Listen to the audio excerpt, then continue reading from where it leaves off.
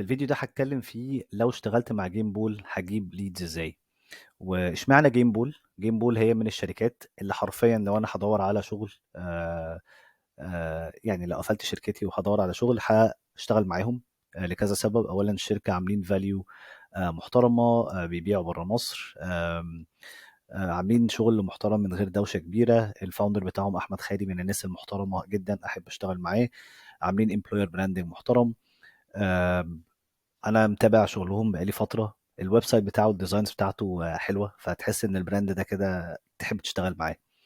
anyways، باختصار جيم بول هو اللويالتي وريوردنج سيستم. الاي كوميرس ستورز بيحطوه على الويب سايتس بتاعتهم عشان يكافئوا الزوار او اليوزرز بتوع الاي كوميرس ستورز دول.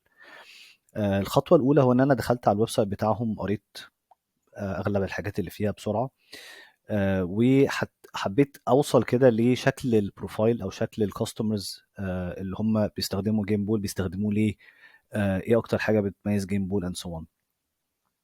الخطوه الاولى حاولت ادور شويه كده عليهم، لقيتهم اكتف جدا على شوبيفاي اب ستور، وعندهم 215 ريفيو، وريفيوز عليهم هايله. يعني الصراحه لما قريت الريفيوز اتبسطت ان في ساس برودكت طالع من مصر كده وبيجيب ريفيوز محترمه شبه جيم بول. المهم، اي سكريبت عملت سكريبنج للداتا. سكريبنج يعني ان انا طلعت الداتا اللي مكتوبه هنا، سحبت الداتا دي كلها حطيتها على الاكسل شيت. ال 215 ريفيو دول باستخدام تول اسمها انستنت داتا سكريبر. خدت الداتا دي ورحت لشات جي بي تي، طلبت منه يا شات جي بي تي خد الريفيوز بتاعت جيم بول، وقول لي الناس بتستخدمها ليه، اشتكت من ايه، اكتر حاجه عجبها ايه، اكتر حاجه ما عجبتهاش. ويطلع لي اناليسس كده لطيفه.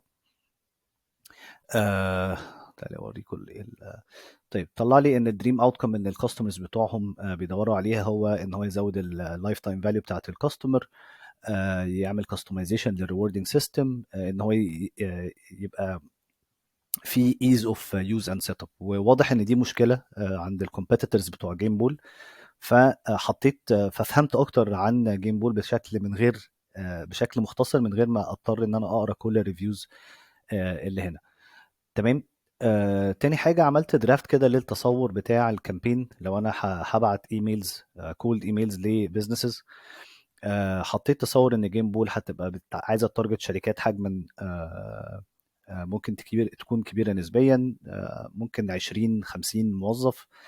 هتارجت اي بليف ان هي هتارجت نورث امريكا واوروبا. البرايسنج بتاعهم ممكن يبقى اكسبنسيف شويه على الماركت المصري. والتايتلز اللي هم هيتارجتوها غالبا ماركتنج مانجرز دايركتورز، كاستمر اكسبيرينس دايركتورز مانجرز، اي كوميرس مانجرز. ولو الستورز صغيره ممكن نكلم السي اوز والفاوندرز بتوع الاي كوميرس ستورز دول. فكرت في ايه السيجمنتيشن اللي ممكن نعمله، او ايه التريجرز اللي احنا ممكن نفكر فيها عشان نعمل بيرسوناليزيشن للمسجز اللي احنا هنبعتها. ممكن نتارجت ستورز بتستخدم كومبيتيتورز لجيم بول زي سمايل دوت اي او جلو. ودول انا شفت ريفيوز جوه الشوبيفاي ريفيوز هنا، ان ناس كانت جربت. يعني هنا اهو في اهو، بصوا بقى الحلاوه، ان في حد كان بيسويتش من كومبيتيتور اللي هو جلو او سمايل دوت اي او. فواضح ان الناس بتشتكي من التو فيندورز دول او التو كومبيتيتورز دول بسبب الايز اوف يوز بتاعتهم او كده. يعني ما عملت السيرش قوي، بس مينلي نقدر نطلع المعلومه دي، نقدر نطلع الستورز اللي بتستخدم التو تولز دول. ستورز بتعمل اكتر من $50,000 فيما فوق. مثلا لو جيم بول عايزه تارجت شركات او ستورز بتعمل فلوس اكتر، ممكن كمان نعمل سيجمنتيشن بستورز الرانكينج بتاعها عالي على ستور على شوبيفاي.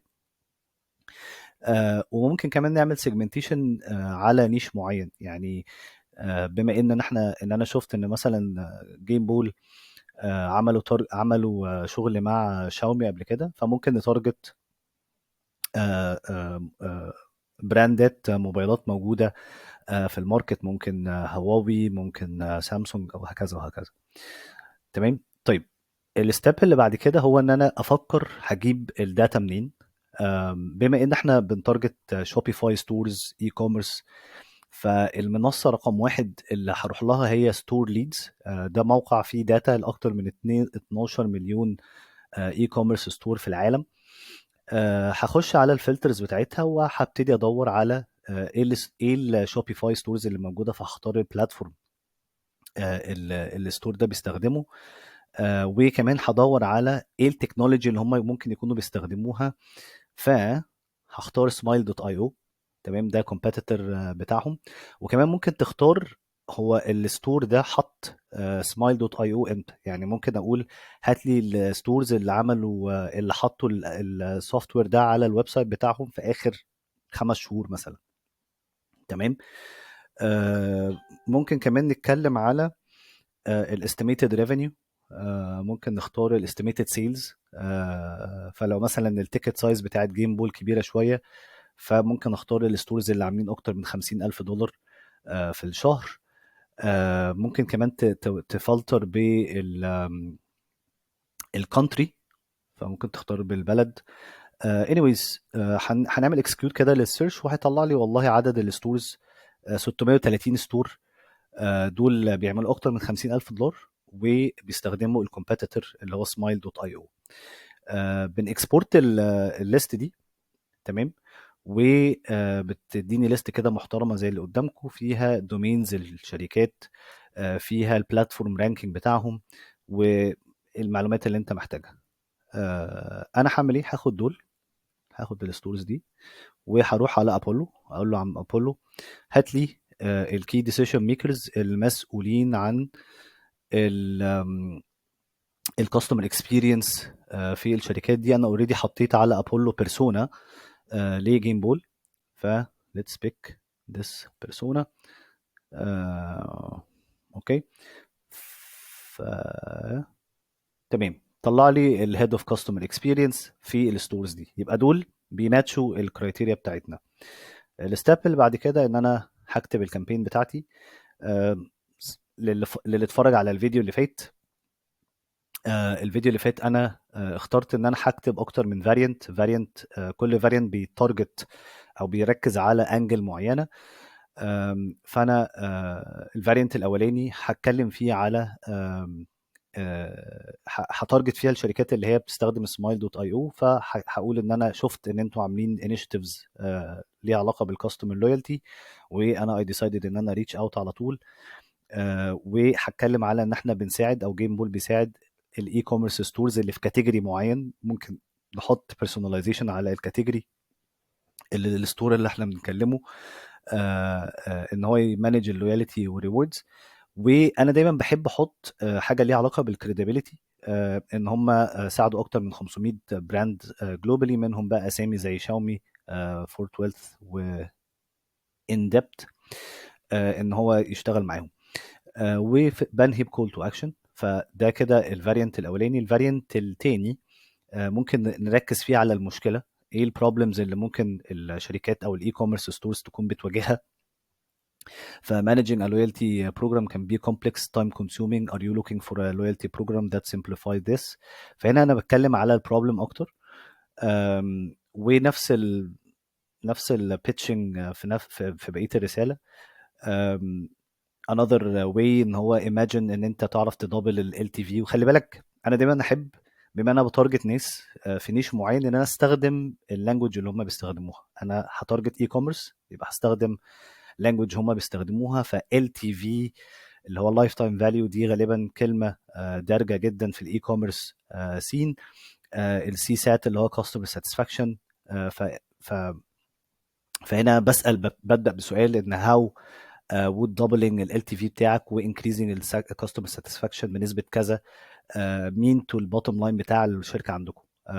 و this is exactly what we did with Xiaomi. طبعا أنا الكلام ده من تأليفي، بس if يعني اللاين ده أقدر أكتبه بطريقة ماشية مع بزنس كيس جيم بول عملوها، it would make much sense. another hook برضو انا احب برضو استخدمها، ان انا استخدم الرانكينج بتاع الستور على شوبيفاي، فاقول لهم congratulations ان انتوا في التوب بيرفورمينج 500 شوبيفاي ستورز. هو كل اللي انا بحاول اعمله هو ان انا اوصل للشخص اللي انا ببعت له ان انا عملت ايفورت في ان انا ابعت لك، عملت ايفورت في ان انا اعمل سيرش عنك. والرساله دي انا مش بعتها ليك ولكل الناس، انا بعتها ليك مخصوص لان انا شفت حاجه عندك وانا اقدر اساعدك في ان انت توصل لريزلت معينه او تحل مشكله آه، ما. ده الفيديو باختصار، اتمنى ان هو يعجبكم. لو حابب تشوف فيديو في اندستري معينة او اتكلم فيها ان انا هجيب ليدز لشركة تانية ازاي، سيب كومنت او ابعت لي مسج، وانا هعمل اكتر من فيديو كده ان شاء الله الفترة الجاية. اشوفكم على خير، كل سنة وانتم طيبين والسلام عليكم.